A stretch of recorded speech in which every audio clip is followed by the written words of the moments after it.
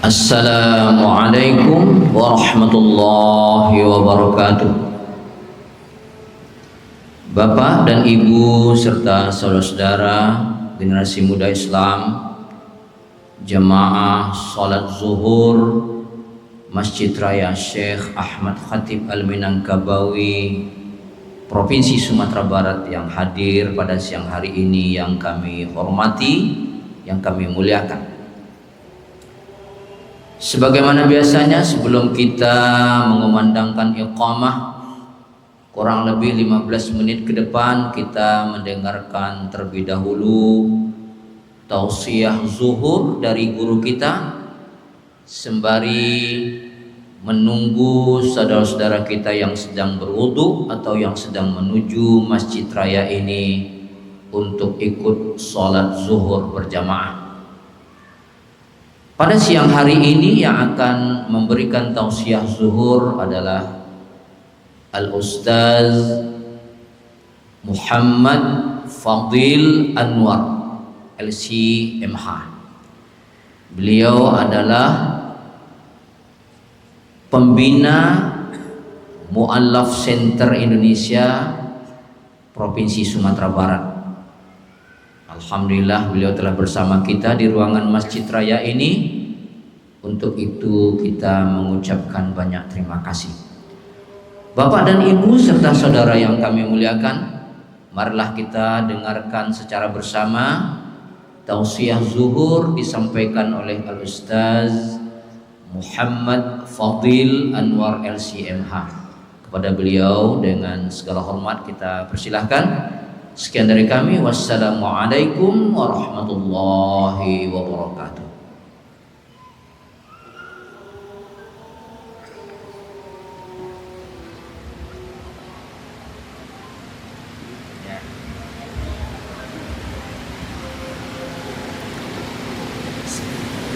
Assalamualaikum warahmatullahi wabarakatuh. Alhamdulillahilladzi bi ni'matihi tatimmus shalihat wa bi fadlihi tatanazzalur rahmat wal barakat wa bi fadlihi tatahaqqaqul maqasid wal ghayat. Asyhadu an la ilaha illallah wa asyhadu anna sayyidana wa nabiyyana wa habibana wa syafi'ana Muhammadan sallallahu alaihi wasallam. Allahumma salli wa sallim wa barik ala sayyidina Muhammad wa ala ali Muhammad. Faqala Allah ta'ala, na'udzu billahi minasy syaithanir rajim. Bismillahirrahmanirrahim. Wa yarzuquhu min haitsu la yahtasib. Wa man yatawakkal 'ala Allahi fa huwa hasbuh. Shadaqallahul azim. Yang sama-sama kita hormati Bapak Ibu pengurus masjid segenap Masjid Raya Sumatera Barat Syekh Ahmad Khatib Al-Minangkabawi serta jajaran para alim ulama, asatidz, imam, buya, wabil khusus Bapak Ibu jamaah salat zuhur yang dicintai oleh Allah, plus para pendengar budiman dimanapun berada. Senantiasa kita bersyukur kepada Allah atas nikmat iman, kesehatan, kesempatan, bahkan kemauan sehingga di waktu zuhur yang mulia ini kita masih dapat melaksanakan ibadah berjamaah, memakmurkan rumah Allah, menjalin ukhuwah Islamiyah dan istirahat sejenak tatkala pagi sudah mencari nafkah lillah. Semoga setiap waktu keadaan yang kita lakukan bernilai ibadah di sisi Allah dan kita istiqomah hingga akhir hayat. Amin ya rabbal alamin. Adapun judul kultum zuhur pada siang ini, 4 amalan yang memudahkan rezeki lancar lagi berkah. Bapak Ibu jemaah salat zuhur yang dicintai oleh Allah, judul ini dilatar belakangi oleh ayat yang telah kita bacakan di awal muqaddimah tadi, termaktub dalam Quran surat At-Talaq ayat yang ketiga. Apa kata Allah Bapak Ibu? Wa yarzuquhu min haitsu la yahtasib. Dialah Allah yang memberikan harta, rezeki kepada hambanya min haitsu la yahtasib, dari jalan yang tak disangka-sangka. tak diduga-duga. Wa may yatawakkal 'ala Allah, siapa yang bertawakal kepada Allah, fahuwa hasbuh, maka Allah yang akan mencukupkan kebutuhannya. Untuk itu Bapak Ibu, tatkala kita sebagai hamba Allah, terlebih bagi laki-laki ada kewajiban mahar dan nafkah kepada keluarganya, maka di saat kita bekerja, ada kalanya kita yang bekerja maksimal dan mendapatkan harta finansial sesuai harapan. Namun ada kalanya kita yang bekerja maksimal namun belum tentu mendapatkan finansial sesuai harapan. Ada kalanya mungkin yang belum bekerja, tetapi ada saja rezeki datang tiba-tiba oleh tetangga sebelah, apakah dalam bentuk kue, makanan ataupun yang lain. Dan ada kalanya mungkin kalau bekerja tekor, akhirnya nak mau bekerja dan akhirnya meminta-minta di dunia yang fana. Ketahuilah kaum muslimin, tatkala kita sebagai hamba Allah telah dianugerahkan dua hal, iman dan akal fikiran. Dengan iman ini perbanyak kualitas ketakwaan kepada Allah. Kemudian dengan adanya akal fikiran, jangan lupa bekerja, jangan lupa berbanyak berfikir untuk meningkatkan kualitas pekerjaan kita. Kullukum ra'in wa kullukum mas'un. Setiap kalian adalah pemimpin dan setiap pemimpin akan dimintai pertanggungjawaban dari mana harta yang kita dapatkan dan kemana kita gunakan. Untuk itu, 4 amalan yang memudahkan rezeki lancar dan berkah, kita sepakati di awal bahwasanya 4 amalan ini sifatnya yang sunnah kaum muslimin. Karena di antara kita mungkin ada yang belum matang, terutama bagi yang pemula muslim atau mu'alaf, tak tahu kadar wajib dengan sunnah, akhirnya yang sunnah ditingkatkan tetapi ibadah wajib atau pekerjaan wajib terabaikan. 4 amalan ini sifatnya sunnah, artinya 4 amalan ini yang sunnah ditingkatkan sedangkan yang wajib tetap ditegakkan. Kemudian poin yang kedua, sepakat bahwasanya 4 amalan ini tidak mutlak, banyak amalan lain, akan tetapi ini yang kita fokuskan yang termaktub dalam kitab Zadul Ma'ad, semoga mudah kita ingat, mudah diamalkan hingga akhir hayat. Adapun yang pertama, Qiyamul Lail. Qiyamul Lail berasal dari kata qoma yakumu qiyam, bermakna tegak, mendirikan, bangun. Sedangkan al-lail bermakna malam. Kapan waktunya malam? Min ghurubis syams ila qabla tulu'il fajr, sejak terbenamnya matahari sampai sebelum fajar subuh. Di waktu malam inilah yang sangat mulia untuk tingkatkan kualitas ibadah maupun kuantitasnya. Di waktu malam ini dibolehkan untuk berbuka makan, sedangkan di waktu sejak masuknya waktu terbit fajar tak boleh lagi makan kalau seandainya kita berpuasa. Di waktu malam ini kata Imam Ibnul Qayyim, yang pertama ibadah Qiyamul Lail, mendegakkan malam dengan apapun ibadah solat-solat sunnah.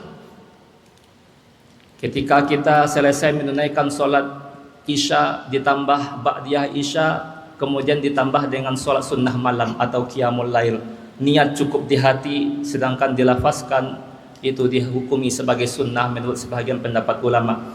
Yang disepakati cukup niat di hati, dan kalau seandainya dilafazkan aku niat solat sunnah malam 2 rakaat karena Allah, tujuannya li ta'kidil fi'li, penguat terkait ibadah yang akan kita lakukan.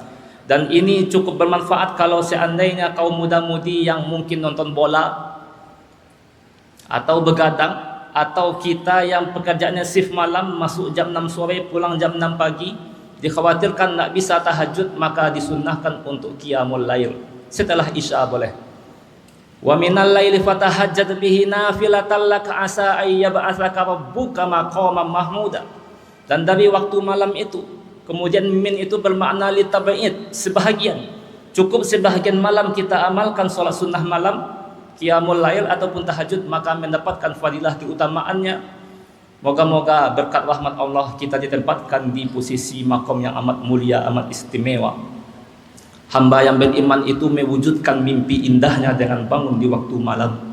Sedangkan hamba yang mengikuti hawa nafsunya, ia lanjutkan mimpi indahnya di waktu malam sehingga ia melupakan Allah.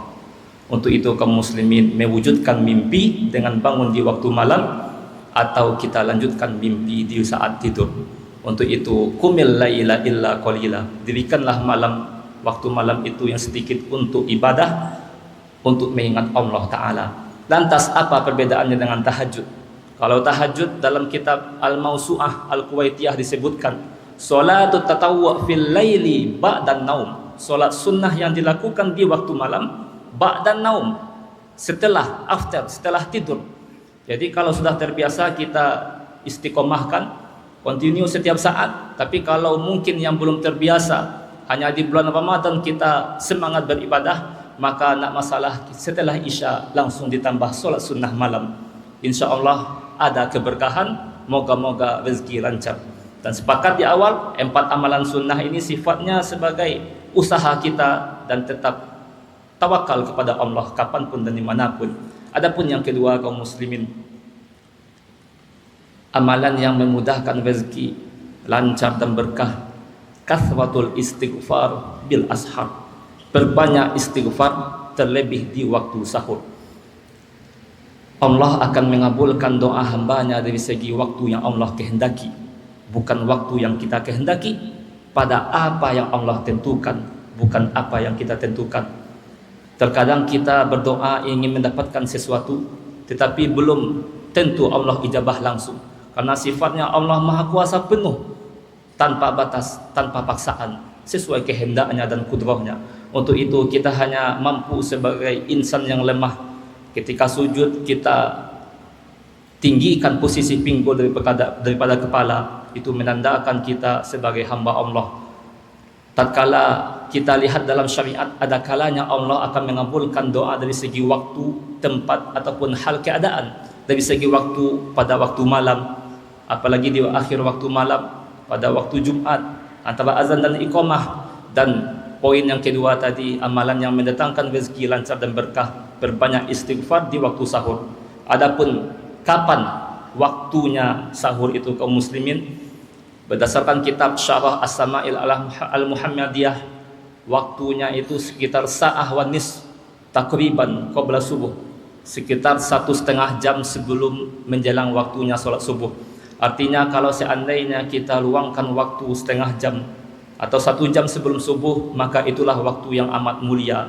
Alladzina yaquluna rabbana innana amanna faghfir lana dzunubana wa qina adzabannar. As-sabirina was-sadiqina wal qanitina wal munfiqina wal mustaghfirina bil ashar. Dalam Quran surat Ali Imran ayat yang ke-17, Allah sebutkan hamba yang beriman itu senantiasa sabar, jujur, taat, berinfak di jalan Allah, dan senantiasa memohon ampun kepada Allah, terlebih di waktu sahur. Waktu sahur yang sangat mulia, maka kita dituntun untuk berbanyak istighfar. Qul a'udzu birabbin nas, katakanlah aku berlindung kepada Tuhannya manusia. An-nas bermakna manusia. Kalau Bapak Ibu lihat di kamus, asal katanya nasia, bermakna lupa, sehingga hakikatnya tatkala kita menyandang status yang namanya manusia, tak luput dari salah, khilaf ataupun lupa. Maka Allah tuntun kepada hambanya untuk berbanyak istighfar, mengingat Allah Ta'ala, terlebih di waktu penghujung malam, di waktu sahur tersebut. Bahkan Hasan Al-Basri mengatakan, ada jamaahnya yang mengadu terkait sudah menikah tapi tak punya anak. Kasus kedua, jamaahnya sudah memiliki ladang lahan yang begitu luas tapi gagal panen. Dan singkat cerita, kaum muslimin, Imam Hasan Al-Basri memberikan solusi yang terbaik dan yang terlayak untuknya, yaitu perbanyak istighfar, sebagaimana jawabannya termaktub dalam Quran surat Nuh ayat 10 hingga 13. Maka mohonlah ampun kepada Allah. Allah Maha Pengasih, tak pernah pilih kasih. Allah Maha Pengampun kepada siapapun. Allah Maha Tahu tanpa diberitahu, dan Allah Maha Pengampun kepada siapapun. Kalau seandainya Allah tak Maha Pengampun, mungkin di saat kita melakukan satu dosa langsung Allah tegur, langsung Allah berikan azab. Tapi faktanya Allah tunda teguran itu, pertanda kita diberikan waktu luang untuk istighfar kepada Allah Ta'ala. Adapun yang ketiga, az-zikru awalun nahar wa akhiruh, perbanyak zikir terlebih di waktu pagi dan petang. Ala bi dzikrillah tatma'innul qulub, hanya dengan mengingat Allah pasti hati tenang. Al-Quran itu sebagai pedoman. Tak ada kekayaan tanpa Al-Quran, tak ada kesengsaraan kecuali meninggalkan Quran. bacaannya butuh penghayatan apalagi pengamalan di tengah kehidupan agar mencapai surga yang penuh kenikmatan. Bahkan dulu Kanwil Kementerian Agama menetapkan semboyan gemar gerakan maghrib mengaji. Tetapi mungkin saat ini bagi kaum muda-mudi karena disibukkan oleh pendidikan, bimbel, akhirnya di waktu maghrib itu masih banyak berkeliaran di luar. Akhirnya tawuran antar pelajar semakin banyak dan akhirnya kita jauh dari Allah Ta'ala. Untuk itu kita senantiasa mengajak kepada keluarga terdekat untuk senantiasa mengingat Allah, terlebih di waktu pagi dan petang. Dengan mengingat Allah pasti hati akan tenang. Adapun yang keempat kaum muslimin, amalan yang memudahkan rezeki lancar dan berkah, yaitu ta'ahud as-sadaqah, komitmen bersedekah. Ketika bersedekah di waktu kaya, lapang itu hal yang biasa. Namun tatkala di waktu sempit, di waktu duka, di waktu sulit sangat istimewa. Malam yashkuril qalil, siapa yang tidak mampu bersyukur kepada nikmat yang kecil, nikmat yang sedikit, pasti tak akan mampu bersyukur kepada nikmat yang banyak. Malam yashkurin nas, siapa yang tak mampu bersyukur kepada manusia, dikasih hadiah, dikasih sedekah, berbagi, tapi tak mampu mengucapkan terima kasih, tak mampu bersyukur, maka pasti tak akan mampu bersyukur kepada Allah Ta'ala. Untuk itu komitmen bersedekah terlebih di waktu pagi sangat bermanfaat.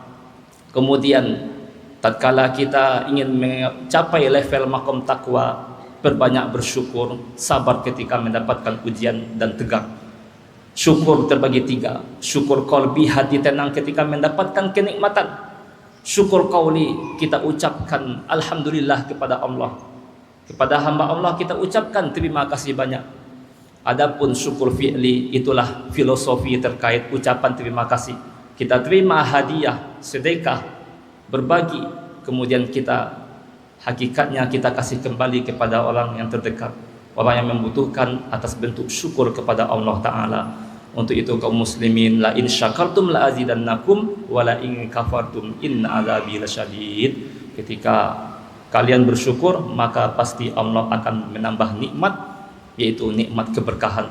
Itulah 4 amalan yang mendatangkan rezeki lancar dan berkah. Sifatnya sunnah, kita konsistenkan, kita tingkatkan kualitas maupun kuantitasnya, dan jangan abai terkait ibadah wajib. Jangan sampai sholat malam, tahajud semalam suntuk, tetapi akhirnya lalai dari sholat subuh. Untuk itu kaum muslimin, yang pertama amalannya adalah qiyamul lail, sholat sunnah yang dilakukan di waktu malam, lebih global. Sedangkan tahajud disyaratkan setelah bangun tidur. Kemudian ditambah dengan witir. Apakah witir dilakukan sebelum tidur dibolehkan sebagaimana kita amalkan selama ini selama bulan Ramadan, witir sebelum tidur, maka witir juga boleh di bulan Ramadan sebelum tidur. Dan kalau sudah terbiasa tahajud, maka cukup witir setelah bangun tidur nantinya, minimal 1 rakaat. Biasanya kita lakukan 3 rakaat. Kemudian yang kedua, yaitu perbanyak istighfar terlebih di waktu sahur, karena begitu mulianya hamba yang senantiasa mengingat Allah Ta'ala. Adapun yang ketiga, mengingat Allah, berzikir terutama pada waktu pagi dan petang. Ketika kita menginginkan diingat oleh Allah, ingatlah di sisi apa Allah akan mengingat kita. Bacaan Qur'ankah, atau zikirkah, ataupun sholawat. Adapun yang keempat, senantiasa komitmen bersedekah. Itulah kaum muslimin, semoga yang 4 ini mudah diingat, mudah diamalkan hingga akhir hayat. Subhanakallahumma wa bihamdika, asyhadu an la ilaha illa anta, astaghfiruka wa atubu ilaik. Banyak maaf, wabillahi taufiq wal hidayah. Wassalamualaikum warahmatullahi wabarakatuh.